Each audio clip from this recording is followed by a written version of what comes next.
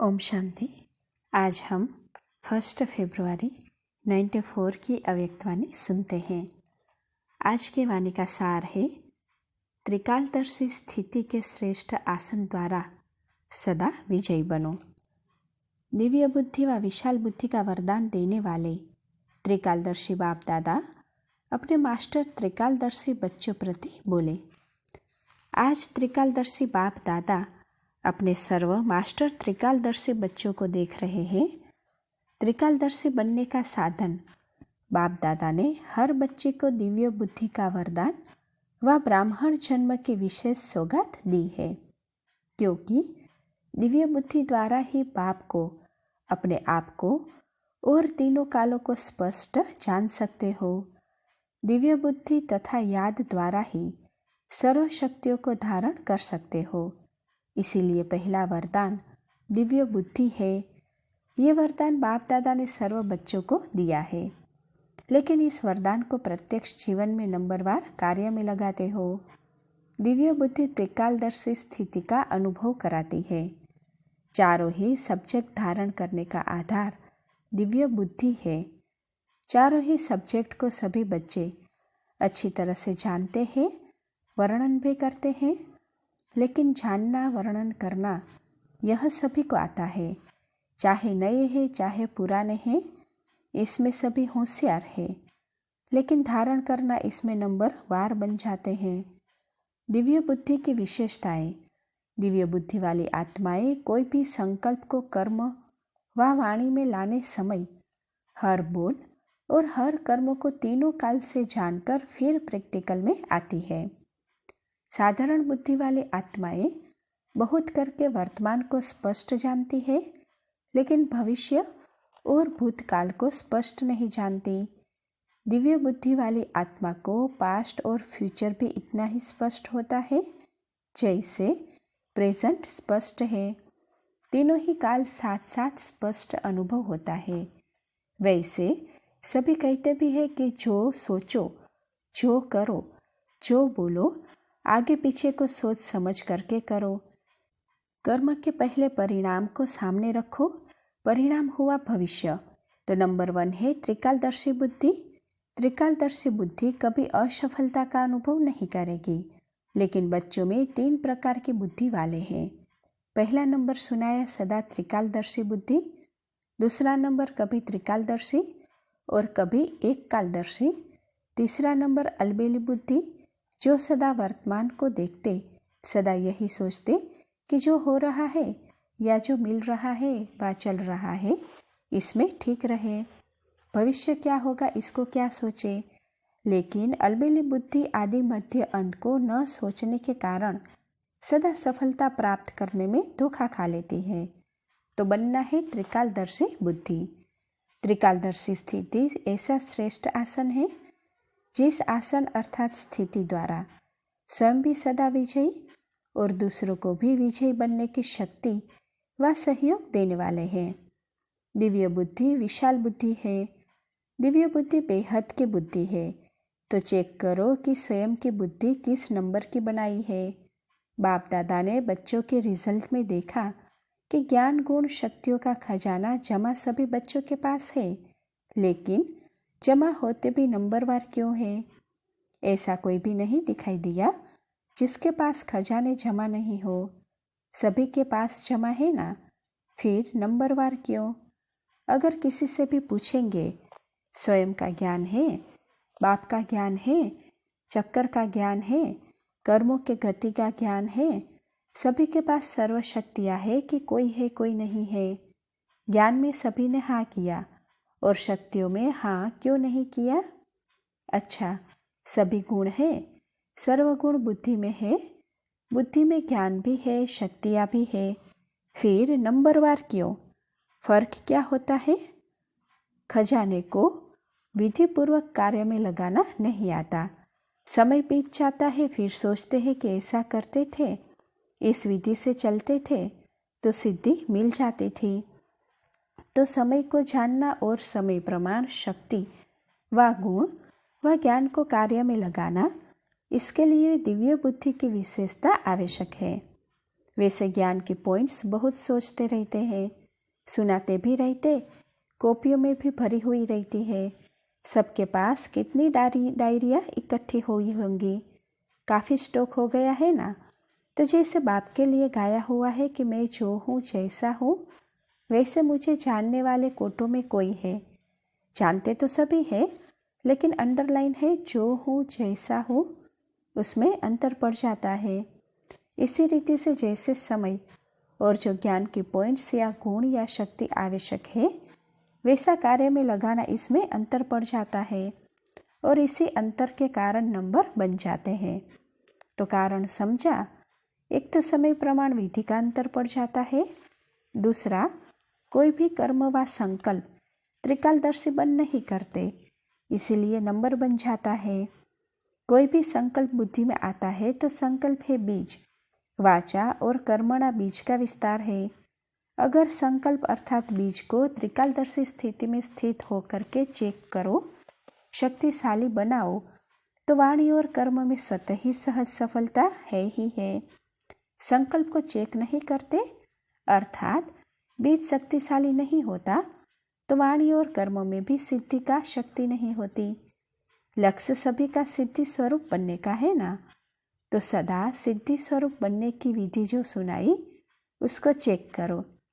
बीच बीच में बुद्धि अलबेली बन जाती है, इसीलिए कभी सिद्धि अनुभव करते और कभी मेहनत अनुभव करते।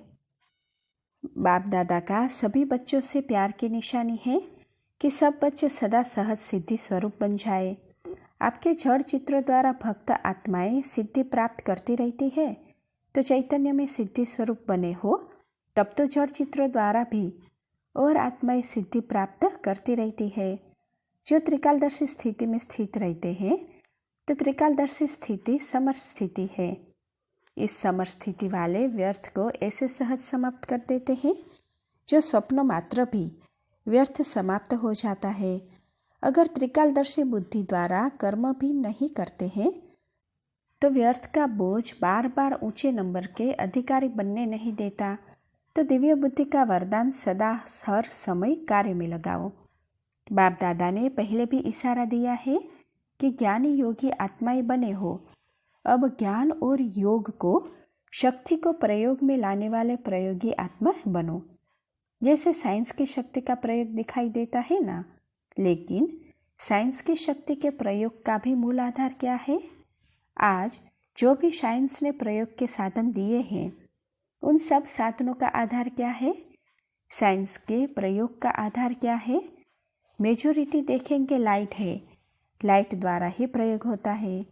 अगर कंप्यूटर भी चलता है तो किसके आधार से?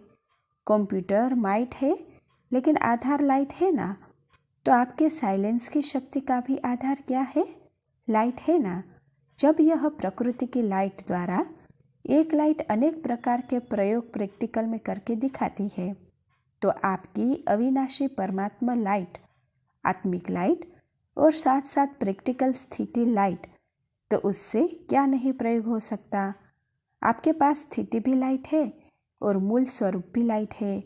जब भी कोई प्रयोग करना चाहते हो, तो पहले अपने मूल आधार को चेक करो। जैसे कोई भी साइंस के साधन को यूज़ करेंगे, तो पहले चेक करेंगे ना कि लाइट है या नहीं है। ऐसे जब योग का, शक्तियों का, गुणों का प्रयोग करते हो, तो पहले ये चेक करो कि मूल आधार आत्मिक शक्ति, परमात्मा शक्ति व लाइट स्थिति है। अगर स्थिति और स्वरूप डबल लाइट है, तो प्रयोग की सफलता बहुत सहज कर सकते हो। और सबसे पहले इस अभ्यास को शक्तिशाली बनाने के लिए पहले अपने पर प्रयोग करके देखो। हर मास व हर 15 दिन के लिए कोई न कोई विशेष गुण व कोई न कोई विशेष शक्ति का स्वप्रति प्रयोग करके देखो। क्योंकि संगठन में व संबंध संपर्क में पेपर तो आते ही है, तो पहले अपने ऊपर प्रयोग में चेक करो।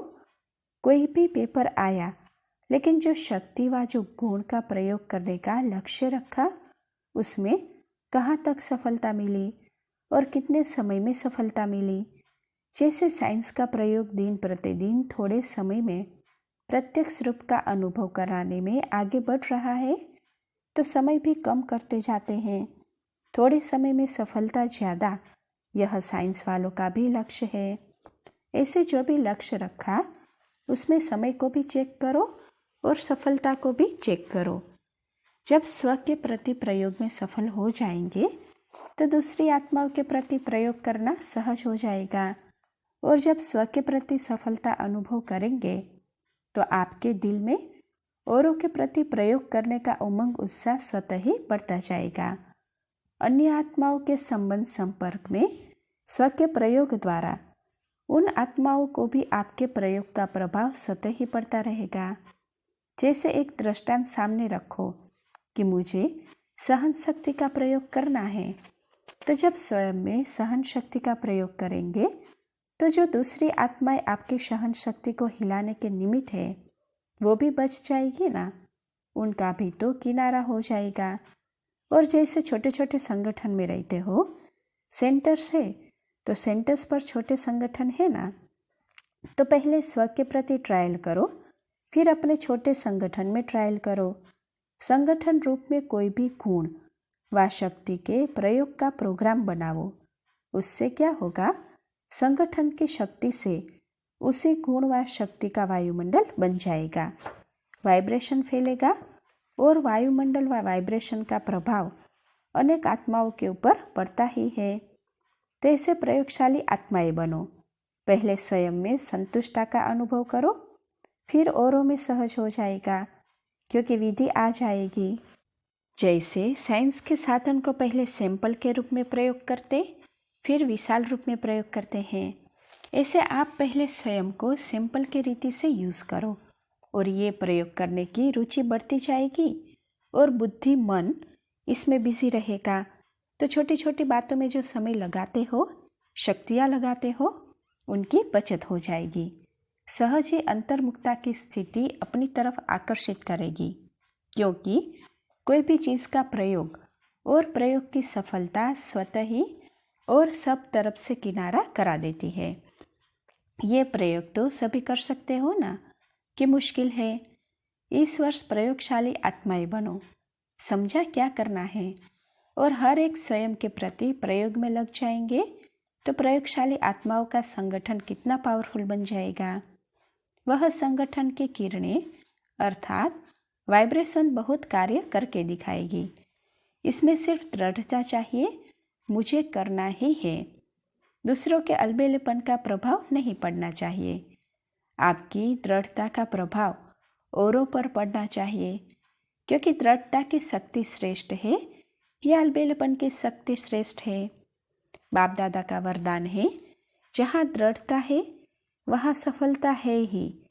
तो क्या बनेंगे, प्रयोगशाली, त्रिकालदर्शी, आसनधारी। और तीसरा क्या करेंगे, जैसा समय वैसी विधि से सिद्धि स्वरूप। तो वर्ष का ये होमवर्क है। ये होमवर्क स्वतः ही बाप के समीप लाएगा।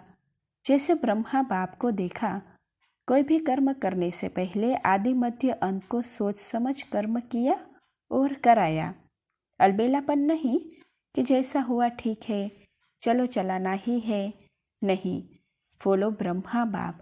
फॉलो करना तो सहज है ना, कॉपी करना है ना, कॉपी करने का तो अक्ल है ना। अच्छा, ये ग्रुप चांस लेने वाला ग्रुप है। एक्स्ट्रा लॉटरी मिली है। जो अचानक लॉटरी मिलती है तो उसकी खुशी ज़्यादा ही होती है। तो ये लक्की ग्रुप हुआ ना, चांस लेने वाला लक्की ग्रुप। दूसरे सोचते रहते कब जाएंगे और आप पहुंच गए। अब डबल विदेशियों का टर्न शुरू होने वाला है। भारतवासियों ने अपनी लॉटरी ले ली। चारों ओर के डबल विदेशी बच्चों ने जो रिट्रीट का प्रोग्राम बनाया है उसमें मेहनत अच्छी की। विशेष निमित्त आत्माओं को समीप लाने की विधि अच्छी है और जितना हिम्मत रख आगे बढ़ते रहेंगे उतनी सफलता हर वर्ष श्रेष्ठ से श्रेष्ठ मिलती रही है। ऐसे अनुभव होता है ना। कोई समय था जो निमित्त विशेष आत्माओं से संपर्क करना भी मुश्किल लगता था, और अभी क्या लगता है, जितना सोचते हो उससे और ही ज़्यादा आते हो ना। तो ये हिम्मत का प्रत्यक्ष फल है। भारत में भी संपर्क बढ़ता जाता है। पहले आप निमंत्रण देने की मेहनत करते थे और अभी स्वयं आने की ऑफ़र करते हैं। फ़र्क पड़ गया ना? वो कहते हैं हम चले और आप कहते हो नंबर नहीं है। ये है हिम्मत बच्चे, मददे बाप का प्रत्यक्ष स्वरूप। अच्छा, चारों ओर के मास्टर त्रिकालदर्शी आत्माओं को सदा समय के महत्व को जानने और समय प्रमाण खजाने को कार्य में लगाने वाले दिव्य बुद्धिवान आत्माओं को सदा अंतर्मुक्ता की प्रयोगशाला में प्रयोग करने वाली प्रयोगी आत्माओं को सदा हिम्मत द्वारा बाप के मदद का प्रत्यक्ष अनुभव करने वाली आत्माओं को बाप दादा का याद प्यार और नमस्ते। अच्छा, दादियों से मुलाकात। आप निमित्त आत्माएं किस प्रयोगशाला में रहते हो? सारा दिन कौन सी प्रयोगशाला चलती है? नई नई इन्वेंशन करते रहते हो ना? नए नए अनुभव करते जाते हो और नई नई विधि की टचिंग होती रहती है, क्योंकि जो निमित्त है उनको विशेष नई नई बातें टच होने का विशेष वरदान है। थोड़ा समय भी बीतेगा तो विचार चलते हैं ना, टचिंग आती है ना कि अभी ये हो, अभी ये हो, अभी ये होना चाहिए। तो निमित्त आत्माओं को विशेष उमंग उत्साह बढ़ाने के व परिवर्तन शक्ति को बढ़ाने के प्लेन की जरूरत है। इसके बिना रह नहीं सकते। बुद्धि चलती है ना, देख देख आश्चर्यवत नहीं होते, लेकिन उमंग उत्साह में आगे बढ़ाने के लिए प्लेनिंग बुद्धि बनते हैं। माया संगठन को हिलाने के नए नए प्लेन बनाती है। नई नई बातें सुनती तो हो ना, और आप लोग सभी को हिम्मत उमंग में लाने के प्लेन बनाते हो। कभी आश्चर्य लगता है? नहीं लगता है ना? माया भी पुरानी विधि से थोड़ा ही बनाएगी, वो भी तो नवीनता लाएगी ना। अच्छा, ओम शांति।